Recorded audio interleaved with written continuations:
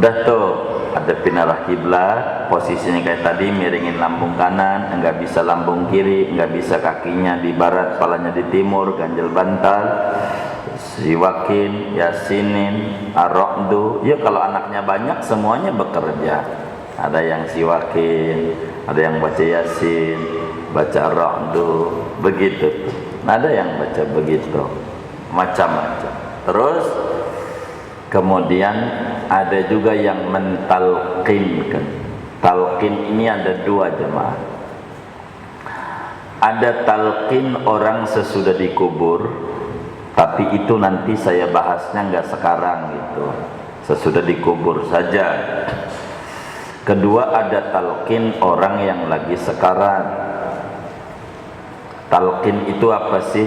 Diingatkan kembali tentang keyakinannya. Itu talqin. Jadi kita ucapin tuh di samping orang yang talqin tuh, kita ucapin la ilaha illallah. Segitu aja. Enggak usah pakai Muhammadur Rasulullah. Kagak usah. Cukup la ilaha illallah saja. Nggak usah pakai Muhammadur Rasulullah. La ilaha. Jangan ditekan. Berapa kali kita baca la ilaha illallahnya? Satu kali aja. Baca la ilaha illallahnya berapa kali? Satu kali aja. Janjinya ngikut, catatannya ngikut. Siapa yang ngikut? Yang lagi sekarat. Yang meninggal apa lagi sekarat? Yang lagi sekarat. Ngikut. Tahu kita ngikut, lidahnya gerak. Kalau dia sudah nggak bisa komunikasi, lidahnya goyang-goyang. Itu karena itu la ilaha illallah tidak ada huruf bibir, huruf jauf semuanya. Mulut mangap juga bisa, begitu tuh. Walaupun nggak ngapa-ngapa, la ilaha illallah, bibirnya perlu diadu-adu kalau la ilaha illallah. Nggak usah 2-3 kali. Kalau sudah ngikut, kalau udah ngikut, diam. Nggak usah pakai la ilaha illallah lagi. Janjinya ngikut. Berarti kalau belum ngikut terus sampai ngikut. Kalau udah ikut, diam. Begitu. Tidak usah pakai Muhammad Rasulullah. Kenapa? Sebab sudah muslim. Tidak perlu. Ini untuk mengejar husnul khotimah khassah. Husnul khotimah istimewa. Kata Nabi dalam hadis yang sahih, ada di dalam Sahih Muslim juga, man kana akhiru kalamihi la ilaha illallah dakhalal jannata. Kata Nabi, siapa orang yang omongan terakhirnya adalah la ilaha illallah, maka entu orang masuk surganya duluan. Dakhalal jannata ma'as sabiqin, masuk surganya duluan. Jadi kita untuk mengejar yang sekarat ini kelak biar dia masuk surganya termasuk orang yang duluan masuk surga. Enggak kemudian kita perlu menangis, saudara, kalau orang tua kita, famili kita tidak mengucap la ilaha illallah terakhirnya, tidak memberikan makna begini. Karena itu hadis masih mentah. Hadis mah beras salah ngolah jadi aron, jadi gosong, bisa jadi bubur. Kalau kita enggak melihat tentang maksud daripada kalam nubuwah sabdanya Nabi ini, berat. Wong terkesan dari tekstualnya, mangkana akhiru kalamihi la ilaha illallah dakhalal jannah. Segitu doang tuh bunyinya Nabi sabdanya. Letterleknya, siapa orang yang terakhir omongannya la ilaha illallah masuk surga. Tuh terjemahan letterlek. Apa ada di situ doang, bukan maksud, namanya baru arti. Orang yang terakhirnya ngomongnya la ilallah masuk surga, berarti pemahamannya kalau segitu tuh, kalau terakhirnya bukan la ilaha illallah berarti kagak masuk surga. Apa ya begitu? Tidak gitu. Maka perlu penjabaran kalau hadis. Lama ngajinya kalau ngaji hadis. Jadi maksudnya ay ma'as sabiqin, maka dia masuk surga bersama orang-orang yang duluan, yakni termasuk orang yang masuk surganya duluan kalau ditutup dengan la ilaha illallah. Kalau tidak ya enggak duluan, bisa belakangan, begitu. Sebab yang disebut husnul khatimah itu, saudara, kalau orang meninggal punya iman, punya Islam, artinya ada iman, ada Islam di dadanya. Kalau orang itu iman dan Islam, biar tidak mengucap la ilaha illallah, surga. Iman, surga, itu udah pasti. Kasal meninggal bawa iman. Adapun hidup bawa iman, meninggal enggak, karena yang dihitung selalu terakhir. Sekolah aja yang dihitung bukan di kelas 1 SD, kelas 6, kuliah di semester 8 barangkali, begitu. Kalau paling lama atau normalnya lah orang, begitu. Itu perhitungan di sidang itu. Inilah disebutnya terakhir, begitu. La ilaha illallah ini iman. Maka kita sholat, kita ngaji, kita apa, ini dalam rangka mempertebal keimanan, biar jangan sampai meninggal habis iman kita. Tapi kita jangan ngandel, walaupun kita ngaji belum tentu surga, belum tentu. Harapan ada, karena kita dagang. Yang namanya orang dagang ada harapan untung. Harapan untung ada, tapi kita nggak bisa pastiin dagangan kita untung apa kagak, nggak bisa.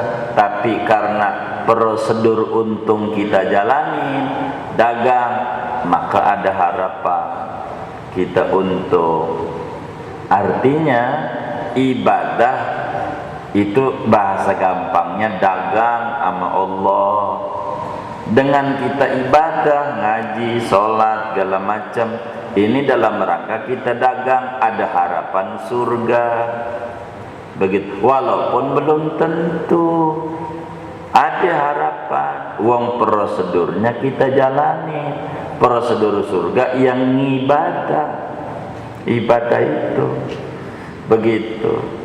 Ini yang harus kemudian kita pahami, begitu. Kita pahami iman ada di dada. Maka kenapa orang yang baca la ilaha illallah itu masuk surganya duluan? Sebab double dia punya keistimewaan. Di samping hatinya yakin sama Allah, lidahnya mengucap zikir. Ini double, makanya duluan dia masuk surganya. Enggak perlu kalau ditutup pakai Muhammad Rasulullah, enggak jadi duluan masuk surganya. Karena terakhirnya bukan la ilaha illallah. Terakhir yang diucapin Muhammad Rasulullah. Tidak begitu. Maka nalkinin orang yang sekarat itu la ilaha illallah toh begitu. Ini seluruh ulama hadis jabarin. Imam Nawawi di dalam kitab Syarah Sahih Muslim tulis, sampai ulama belakangan murid daripada orang Indonesia. Ini orang Indonesia tuh pinter-pinter saudara. Kita nggak perlu kagum sama orang luar negeri, banyak di kita itu. Muridnya Syekh Yasin Padang tuh namanya Syekh Muhammad Amin Al-Harari, nyarahi Sahih Muslim. Sahih Muslim tuh isinya 4.000 dengan double hampir 9.000-an lah. Itu dengan mutabik segala macamnya. Itu Sahih Muslim disarahi menjadi 26 jilid segede Quran. Itu kan tebel banget, panjang segini, kitabnya kecil. Saking pinternya itu murid orang Indonesia yang bikin kitabnya itu, ngejabarin Sahih Muslim. Murid saya Yasin Padang masih hidup sampai sekarang orangnya itu di Mekah, dekat miswala rumahnya. Itu begitu nyarahi tafsir Qur'annya. Itu orang besar banget, 32 jilid dalam mentafsiri Quran, cukup besar tafsirnya itu. Syekh Muhammad Amin Al-Harari, murid orang Indonesia. Dan hebatnya itu nih ulama, referensi utamanya tafsir Munir Syekh Banten, orang Indonesia. Dia kagum-kagum nih, menjadi referensi utama dalam membuat tafsir Quran. Hebat.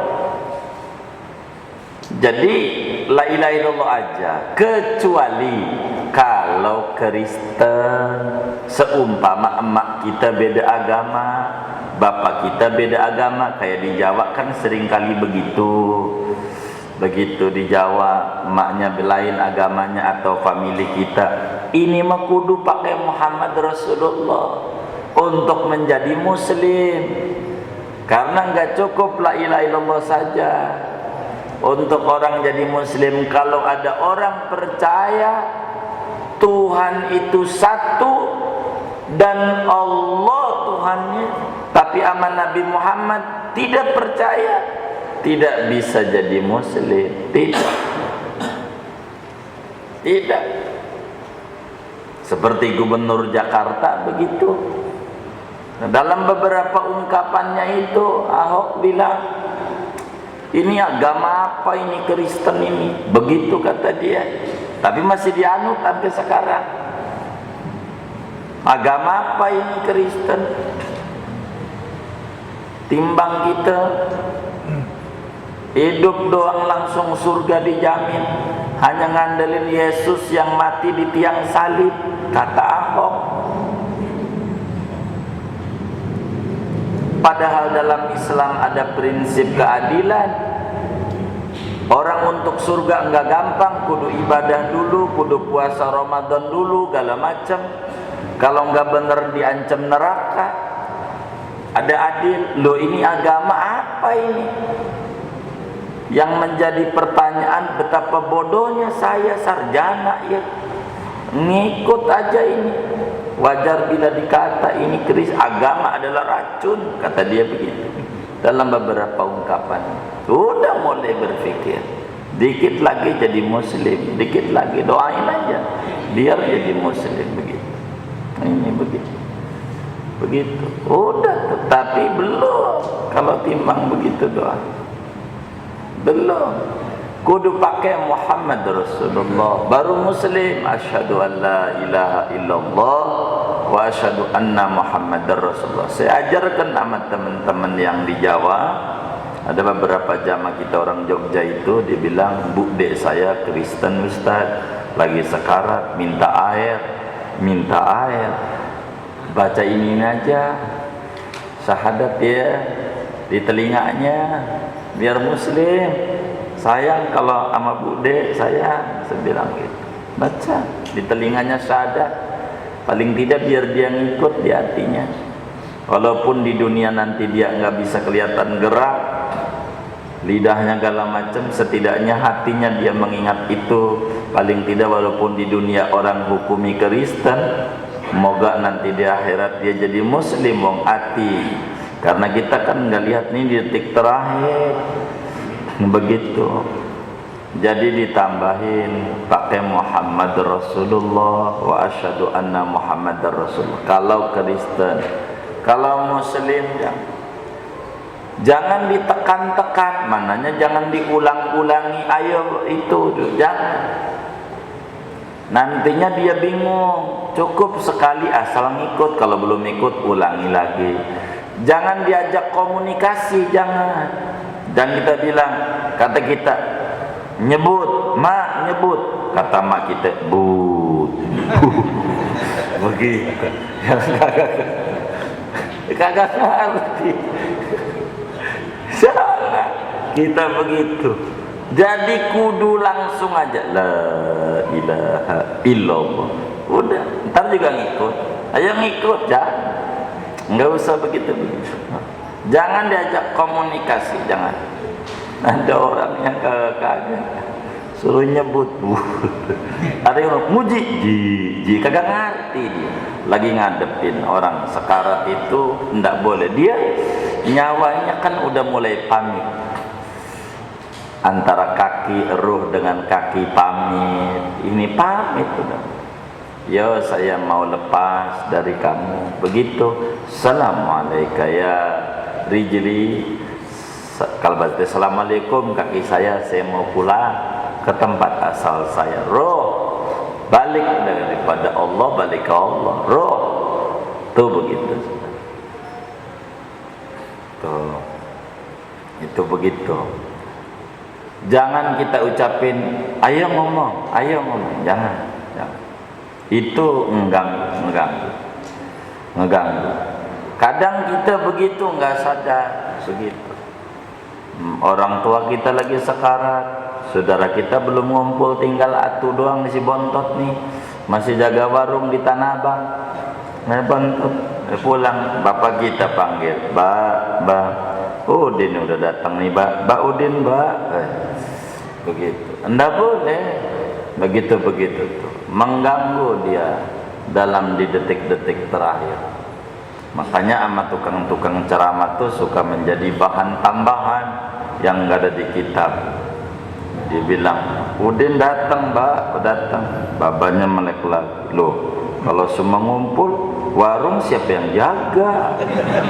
Mau mati masih ingat warung. Begitu, gara-gara begitu jangan, Allah aja, jangan diajak komunikasi, nggak usah, diam. Kalau dari Allah diam, tungguin, baca Yasin pelan-pelan. Kalau dia ngomong haus, kata dia, baru kasih minum la ilaha illallah. Sebab orang sekarat ini masya Allah saudara, ya moga kita dikasih gampang begitu oleh Allah. Jadi orang sekarat tuh setan datang, sampai di situ tuh setan datang. Selama manusia punya nyawa, selama itu juga setan tidak bakalan tidur untuk gangguin manusia. Lebih-lebih di detik-detik terakhir. Setan kalau main bola tuh sama supporter pakai nyalain petasan, pakai inilah biar ngeganggu, ngacuin pikiran. Iyo begitu setan kerjaannya. Jadi kalau kita lagi sekarat, datang dari arah kaki, dari kaki kita setan. Kita sekarat, setan datang dari kaki. Mirip dengan orang tua kita yang udah meninggal, kakek kita yang kita kenal, yang kita sayang. Kayak bapak kita meninggal, mirip bapak kita. Ngomong, anakku bawa air. Orang sekarat panas, haus, air Pak. Kata setan, mau minum tuh ama yang sekarat. Kita mah lagi pada nangis, baru baca Yasin nangis. Setan bilang mau minum, mau. Kata setan, kalau mau ikut saya, babakmu, babak nih enak di surganya, karena babak agamanya Kristen, kamu Kristen aja sekarang, biar bareng sama babak. Coba itu setan tuh sampai situ tuh gangguin kita. Kalau kita goyang di saat itu, habis kita. Inilah yang disebut su'ul khatimah. Sampai diceritakan saudara di dalam kitab Daqaiqul Akhbar, Syekh Abdul Rahim itu tulis sebuah cerita menarik tentang orang soleh abid, tukang ibadah. Ketika lagi sekarat, dibimbing baca la ilaha illallah oleh teman-temannya. La ilaha illallah. Dia bilang dalam bahasa Arab, la ilaha. La. Kata dia bahasa kitanya ogah. Dibimbing lagi, la ilaha illallah. Kata dia bilang, la, ogah. Ampe teman-temannya nangis. Loh, kenapa dibimbing ya Allah pakai ogah? La. Sampailah kemudian itu orang itu dari merem melek kembali. Pas melek melihat sekelilingnya pada nangis, ditanya, kenapa anda menangis? Ada apa? Dijawab, habis tuan ini diajarin la ilaha illallah kok jawabnya ndak mau ogah. Kata ini orang, saya bukan nama ente, tapi setan tadi bilang namanya. Ente kalau pengen masuk surga kudu ngomongnya la ilaha, tiada Tuhan di jagat raya ini, enggak ada. Saya bilang tidak, setan tidak. Tuh betapa perang saudara. Ini yang tukang ibadah, apalagi kita yang ibadahnya jarang-jarang. Saudara, itulah sakaratul maut. Betapa beratnya orang ngadepin sakaratul maut. Berat saudara. Maka Ratibul Haddad itu satu zikiran yang kalau kita baca memudahkan kita di dalam akhir hayat kita dan kita ditetapin iman dan Islam. Itu Ratibul Haddad. Baca aja biar kita gampang meninggalnya. Allah jaga iman Islamnya, selamat, banyak faedahnya. Ini kita mau meninggal tuh begitu. Setan, kita nggak lolos dari kaki, berubah lagi dari pala tuh setan, ganti orang lagi. Tadi kakek kita, ganti nenek kita. Dia begitu lagi goda kita biar kita nggak bawa iman, pengennya begitu setan. Namanya di detik terakhir, udah tinggal semenit lagi, wah kebobolan gawang kita. Tuh alamat kalah sudah. Walaupun tadinya udah banyak, begitu kalah juga. Tuh ngeri. Yang kayak begini yang kudu dipikirin supaya kita meninggal mudah. Ini tugas kita yang hidup. Baca la ilaha illallah, siwakin, baca yasin, ar-ra'du, adepin arah kiblat, biar terakhir dia wafat menghadap kiblat. Semuanya dalam rangka mencari dan mengejar husnul khatimah yang kita selalu berdoa, ya Allah biha, ya Allah biha, ya Allah bi husnil khatimah.